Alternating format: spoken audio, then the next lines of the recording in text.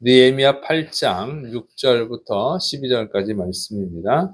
율법을 들은 그 백성들이 눈물을 흘리는 내용으로 되어 있습니다. 첫째는 이제 에스라의 찬양입니다. 느헤미야 8장 6절.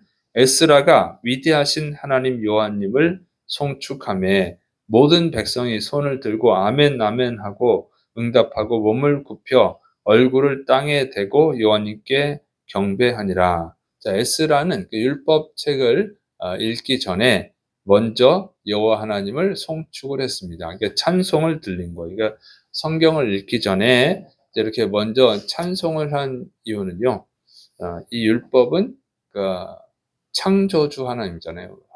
창조주 하나님이 또 이스라엘의 주인이신 하나님이, 그러니까 여호와 하나님이 이제 주신 말씀이라 그렇죠. 그냥 사람의 글이 아니라 여호와 하나님께서 주신 말씀이란 말이죠.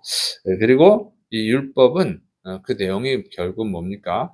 인간을 구원하는 거죠. 인간을 구원하기 위한 말씀이고 인간을 복주기 위한 말씀이에요. 그래서 이 말씀을 듣고 살면 은혜를 복을 받는 것이죠.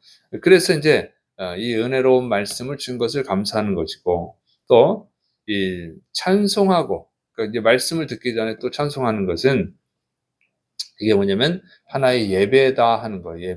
예배 형식이 있는 것이죠. 그래서 이 성경 말씀을 읽을 때 이 사람들은 예배를 드린 것입니다. 그래서 여기 보면 이 율법 낭독이 예배 형식이라는 걸 알 수 있는 것은 에스라가 여호와 하나님을 송축을 하니까 모든 백성이 손을 들고 아멘 아멘 하고 그다음에 엎드려서 경배를 했다는 거예요. 이마가 땅에 닿을 때까지.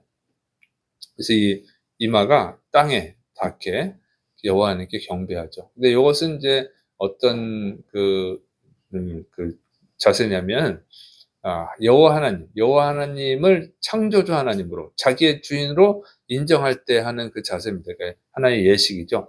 그래서 이 모세나 여호수아 또 이 욥 이 사람들이 여호와 하나님 옆에 엎드려서 경배를 했어요. 그러니까 이것은 뭐 이제 사람들은 그 왕 앞에 나갈 때 엎드려 경배하잖아요. 그런데 여호와 하나님 앞에 이렇게 엎드려서 경배한 것이죠. 그러니까 하나님을 정말로 이 창조주 하나님을 왕으로 주인으로 인정하는 게 고백이죠. 그래서 이렇게 경배를 한 것입니다.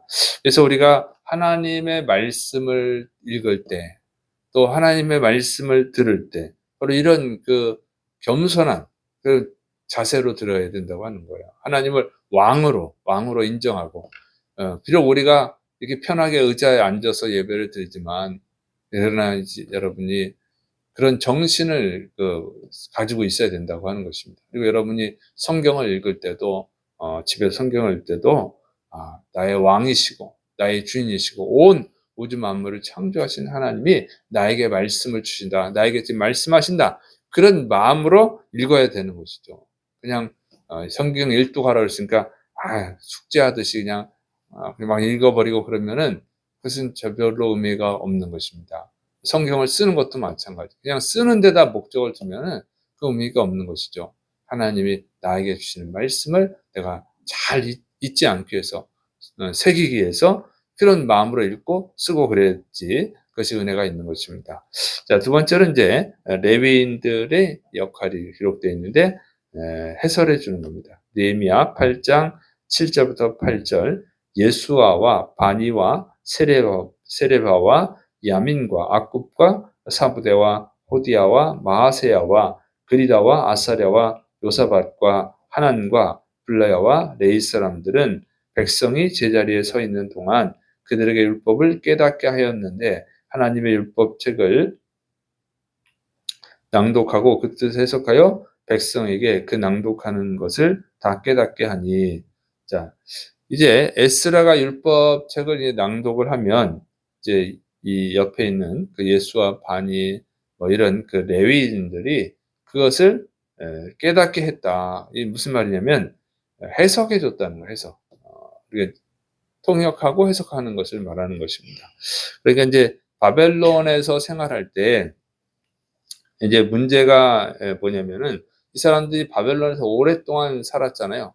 바벨론에서 오랫동안 살다 보니까 어떤 문제가 생기냐면 어 언어를 잃어버린 거예요. 그러니까 히브리어. 예. 이 사람들이 히브리어잖아요. 이스라엘 사람들은 히브리어를 쓰는데 이제 바벨론은 아람어를 씁니다. 그런데 이제 아람어랑 히브리어는 거의 비슷한 게 많아요.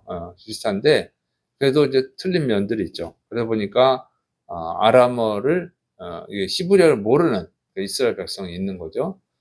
그래서 그걸 통역을 해 줘야 되는 거예요, 통역. 그다음에 이제 통역을 해도 또 문제가 뭐냐면 히브리어 자체도 잘 모르죠. 그 뜻을. 그래서 성경이 여러분이 우리가 한글로 이제 번역을 해 놨잖아요.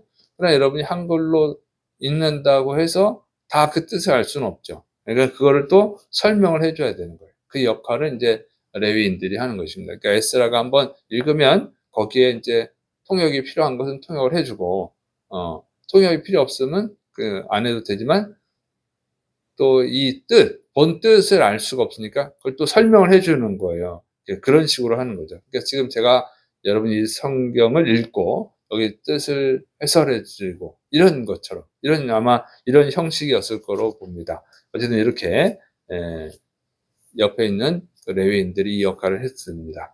자, 그래서 이거 성경은 읽는 것도 중요하지만 더 중요한 것은 뭐냐면 그 뜻을 바르게 아는 것이죠. 그러니까 하나님이 말씀을 주신 것은 하나님의 뜻에 순종하라고 주신 거잖아요. 그러니까 읽으라고만 준 게 아니라 순종하라고 준 거란 말이에요. 순종하라고 주신 말씀인데 그 뜻을 모르면 순종할 수가 없잖아요. 그러니까 그 뜻을 아는 것이 중요한 것입니다. 그래서 뜻을 알아야 순종하기 때문에 옆에 있는 레위인들이 설명을 해 주는 것이죠. 그래서 이 성경은 중요한 것이 하나님의 뜻입니다. 하나님의 뜻에 순종하라고 주신 말씀입니다. 그래서 여러분이 성경을 읽고 또 설교를 듣고 할 때 중요한 것은 하나님의 뜻에 순종하는 것인 줄을 믿으시 바랍니다.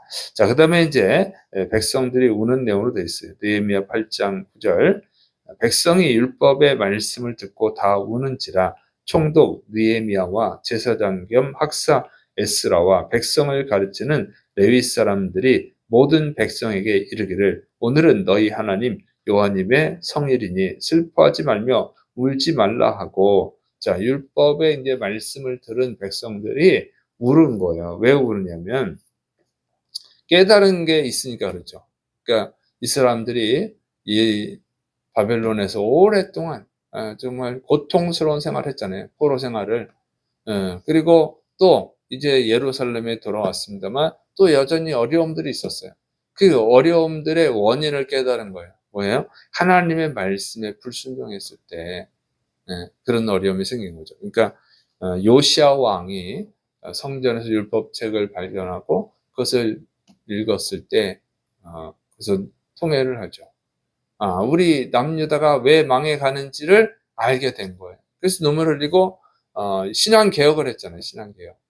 이제 그런 것입니다. 그래서 성경을 읽을 때 또 설명해 줬을 때 이 유다인들이 깨달은 겁니다. 자기들의 죄로 인해서 조상들의 죄로 인해서 이런 어려움을 당했구나 하는 것을 깨닫는 게 된 것입니다. 그래서 성경을 바르게 읽으면요 회개의 역사가 일어나는 것입니다. 성경을 읽게 될 때 하나님의 말씀을 들을 때 먼저 사람에게 나타나는 반응이 회개인 것입니다. 그래서 성 어거스틴이라고 하는 사람이 정말 이 패륜하고 그런 잘못된 삶을 살았고 우상 숭배를 하고 그런 사람이었는데 성경 말씀, 어린아이들이 읽는 그 성경 말씀을 듣고 회개하죠. 회개하고 새 사람으로 변화됐어요. 그래서 정말 성자가 됐습니다. 이렇게 성경 말씀을 바르게 읽으면 정말 하나님의 말씀으로 듣고 또 하나님의 말씀으로 읽으면요 회개의 역사가 일어나는 거예요. 깨달아야지 물론 하나님의 뜻을 깨닫게 되면 그럼 자기의 죄를 발견하게 되고 회개하게 되고 그럼 회개하면 거룩해지는 것이죠. 하나님의 말씀을 읽으면 거룩해지는 것입니다. 왜냐하면 내가 거룩하니 너희도 거룩하라.